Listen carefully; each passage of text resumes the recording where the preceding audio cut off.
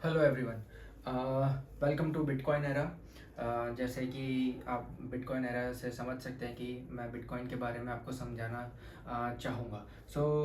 मैंने कुछ videos bitcoin के बारे में अपलोड किए हुए हैं। उसको एक बार गो थ्रू कर लीजिएगा। अब बिटकॉइन एज अ मनी वो कैसे यूज़ हो पाएगा उसके बारे में हम बात करेंगे। तो एज अ मनी यूज़ करने के लिए पहले हमें समझना पड़ेगा पास्ट में कि कौन से कैसे कैसे टाइप्स के मनी यूज़ हुए हैं और किस तरीके से हम धीरे धीरे सिविलाइजेशन में आगे बढ़ते गए and now we are using the fiat money. So वो वहाँ तक का सफ़र कैसा है, क्या क्या चीज़ें हैं, उसको स्टेप बाय स्टेप अलग अलग वीडियोस में हम कवर करेंगे। तो सबसे पहला है बार्टर सिस्टम।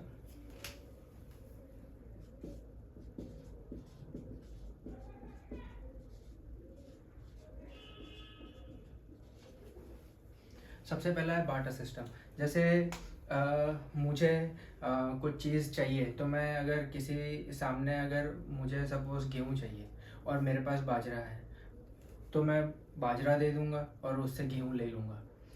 उस हिसाब से बार्टर सिस्टम काम करता था। बट बार्टर सिस्टम में तकलीफ़ ये थी कि सपोज़ अगर मुझे घर बनाना है और मेरे पास बाजरा है, तो मैं बाजरा दे के उसको बाजरे की ज़रूरत नहीं रहेगी और उसको कुछ और चीज़ की ज़रूरत रहेगी, तो वो क्या करेगा, या फिर मेरा काम कैसे हो पाएगा। या फिर मुझे सपोज़ ये शर्ट सिलवानी है एंड उसके पास जो मेरे पास चीज़ है सपोज़ बाजरा है और उसको वो चीज़ नहीं चाहिए, तो फिर हम एक्सचेंज चीज़ कैसे करेंगे। जैसे उसके पास स्पेशलाइजेशन है शर्ट बनाने के लिए, बट वो शर्ट मुझे बनवाना है लेकिन वो बाजरा लेने को तैयार नहीं है, तो कैसे काम करेंगे। That is the most important thing जहाँ पर बार्टर सिस्टम अटक जाता है। बार्टर सिस्टम ऐसे सेल्फ सफिशिएंसी है, बट वो छोटे कुछ अप्रोक्स 150 लोग जब तक है, पीपल है, तब तक वो अच्छी तरीके से काम करता है। ऐसा पास्ट में हमने देखा है। अब धीरे धीरे जैसे जैसे सिविलाइजेशन और ये चीज़ें बढ़ती जाती है और अच्छी चीज़ हमें चाहिए, तो हमें कहीं और एक्स्ट्रा दूर जाना पड़ता है, या फिर हम कुछ लेने गए पर जो जैसे बाजरा है मुझे वो देकर ही लेना है, दैट इज़ नॉट पॉसिबल। तो एक स्पेशलाइजेशन ऑफ मनी का होना ज़रूरी है, जिससे हम एक्सचेंजेस कर पाए। जो मुझे चाहिए वो मैं ले पाऊँ और उसको जो चाहिए वो ले पाए। तो उसके लिए एक इनडायरेक्ट फॉर्म ऑफ मनी आया बार्टर के बाद। इनडायरेक्ट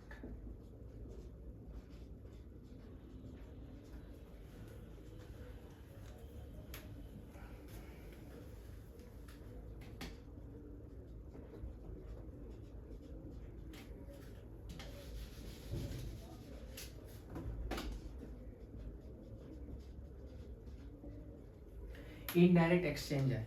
अब इनडायरेक्ट एक्सचेंज का मतलब क्या है, ये भी समझना बहुत ज़रूरी है। इनडायरेक्ट एक्सचेंज का मतलब ये है कि मैं अगर सपोज़ वो तो गेहूँ तो नहीं ले रहा है, उसको कुछ और चीज़ चाहिए जो बहुत इजीली सेलेबल हो, ऐसा कुछ कोई रखे और वो थोड़े लंबे टाइम तक भी चले, और मैं कुछ पार्ट्स में भी लूँ तो फिर भी वो चल पाए। जैसे अगर तो पहले के ज़माने में कैसा कि बटर, सॉल्ट ऐसी चीज़ें यूज़ होती थी कि वो लंबे टाइम तक भी चलती थी, और सपोज़ मुझे 200 ग्राम चाहिए, 500 ग्राम चाहिए, किलो चाहिए, जो भी चाहिए उसके हिसाब से वो मिलती थी और सामने वो लेने को भी इजीली रेडिली हाँ बोलता था। So that is how indirect exchanges होने लगे। और फिर धीरे धीरे प्रोसेस ऐसे बढ़ते गया कि अब ये नहीं, इसकी जगह हम बीड्स यूज़ करेंगे। कुछ कोई शेल्स यूज़ करता था, कोई यैप स्टोन्स यूज़ करता था यैप आइलैंड में। उसके बारे में मैं आपको डिटेल में बताऊंगा कि यैप आइलैंड में लोग स्टोन्स को क्यों इतना इम्पोर्टेंस देते थे। धीरे धीरे उन्होंने सिविलाइजेशन जैसे जैसे आगे बढ़ते गया for last many centuries, at the end gold and silver became that exchange.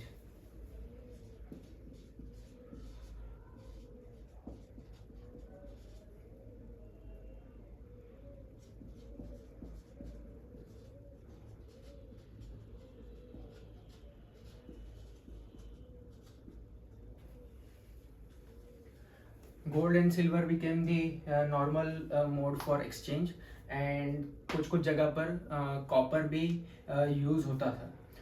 इससे क्या हुआ कि हर इसके पीछे गोल्ड सिविलाइजेशन ने गोल्ड और सिल्वर को इतना इम्पोर्टेंस क्यों दिया, उसके बारे में मैं आपको डिटेल में बताऊंगा। सो एट द एंड सिर्फ ये दो ही चीज़ बहुत इंपॉर्टेंट करते थे कि गोल्ड एंड सिल्वर, इसमें ही लोग एक्सचेंज करते थे, ताकि उनको समझ में आने लग गया कि एक चीज़ हो गई कि भाई अगर सपोज मेरे पास अभी बाजरा है, मैं बाजरा दूंगा तो मेरे पास इतने ग्राम, 2 ग्राम 3 ग्राम गोल्ड आएगा, कि इतने किलो दूंगा मैं बाजरा तो मेरे पास इतना 2 ग्राम गोल्ड आएगा। उस हिसाब से फिर गोल्ड अभी कुछ मैं वापस शर्ट सिलवाने जा रहा हूँ, तो वो गोल्ड के हिसाब से ही मैं गोल्ड भी, अगर मैं मेरे पास गोल्ड है तो अभी मैं उसको गोल्ड देने जाऊँगा तो he will take the gold and he will वो मुझे सिलाई करके देगा, मतलब आधा ग्राम या जो भी है। सिल्वर में भी यूज़ कर सकते हैं, कॉपर है, कॉपर में मैंने बाजरा बेचा है तो कॉपर के यूनिट्स में भी वो एक्सचेंज करने को रेडी रहता है। तो उस हिसाब से मेरा भी काम हो गया, उसका भी काम हो गया,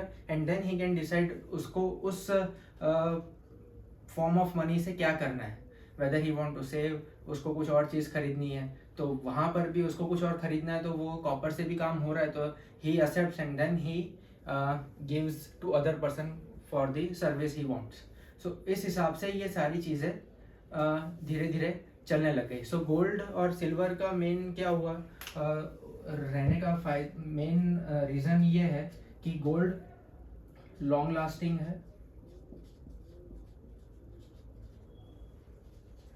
उसको आप ब्रेक भी कर सकते हैं,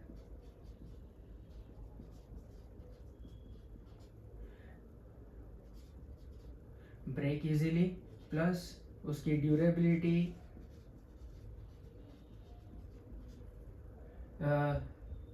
लॉन्गर है,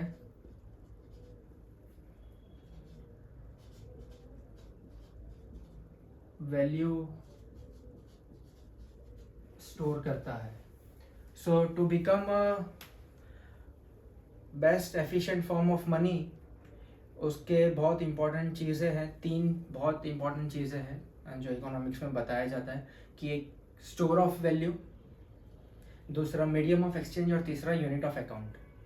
सो अब नेक्स्ट वीडियो में हम ये देखेंगे कि स्टोर ऑफ वैल्यू क्या है, यूनिट ऑफ अकाउंट क्या है और मीडियम ऑफ एक्सचेंज क्या है, जिससे बेस्ट मनी फॉर्म होता है और हमें best form of money he use करना चाहिए, सो दैट हमारी जो सेविंग्स करने की जो प्रोसेस है उसको भी वो स्ट्रॉन्ग बनाता है, एंड हम जो जहाँ जितनी ज़रूरत है उसके हिसाब से ही खर्चा करते हैं, तो वो साइकोलॉजी पर बहुत इम्पैक्ट डालता है।